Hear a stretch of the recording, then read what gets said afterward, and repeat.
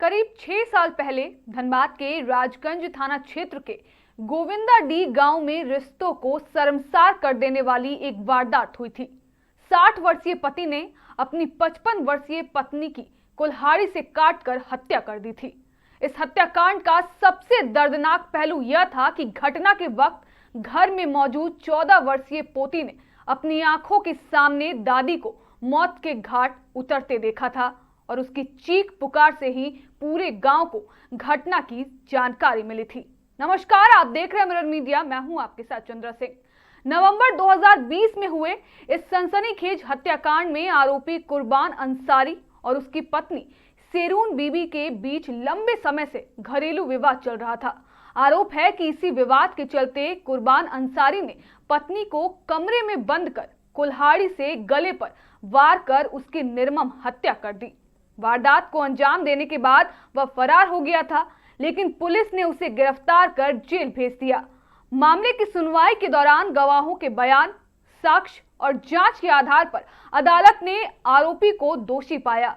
अब एडीजे 4 प्रफुल्ल कुमार की अदालत ने कुर्बान अंसारी को पत्नी की हत्या का दोषी करार देते हुए आजीवन कारावास की सजा सुनाई है। साथ ही उस पर 1 लाख रुपए का जुर्माना भी लगाया गया है।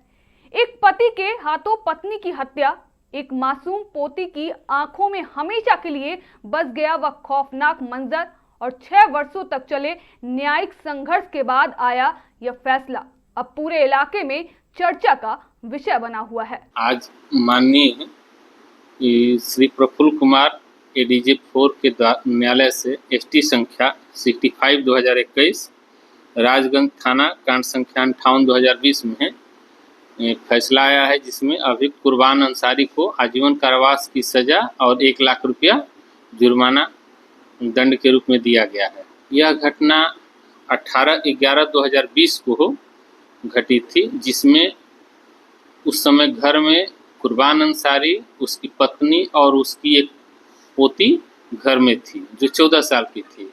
उसी समय कुर्बान अंसारी और उसकी पत्नी के बीच में कुछ झगड़ा हुआ और उसकी पत्नी सेरून बीबी घर में कुछ सामान लेने के लिए चली गई।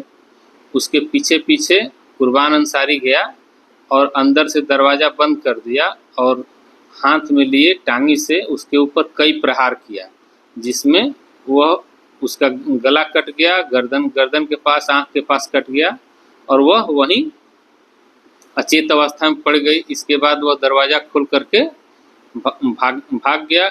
उसकी पोती अपने पिता को फ़ोन करके, पिता उसके हैं आलम अंसारी, उनको फ़ोन करके बताई कि दादा ने दादी को मार दिया है और हल्ला गुल्ला की अगल बगल के लोग आए, उसको अस्पताल ले जाया गया। तब तक उसकी सेरून बीबी की मृत्यु हो चुकी थी। इस केस में कुल 10 गवाह हुए। 10 गवाह में कोई भी गवाह हॉस्टाइल नहीं हुआ। इसमें स्पेशल जांच भी कराया गया, जिसका रिपोर्ट न्यायालय में आया और वह तत्पश्चात न्यायालय उसको दोषी पाया और आजीवन कारावास की सजा दिया। अभियुक्त की उम्र 60 ईयर है और मृतका की उम्र 58 ईयर्स। राजगंज के ही रहने वाले हैं। गोविंदा डी गाँव है। गोविंदा डी आपसी उन सबों के बीच में, पति पत्नी के बीच में पहले भी झगड़ा होता था और उस दिन भी किसी बात को लेकर के झगड़ा हुआ और उसी झगड़े के चलते वह पीछे पीछे गया और अपनी पत्नी को जान से मार दिया। अरेस्टिंग उसी दिन, उसके अगले दिन हो गया था 19 को, 19/11/20 को। तब से वो कस्टडी में ही है।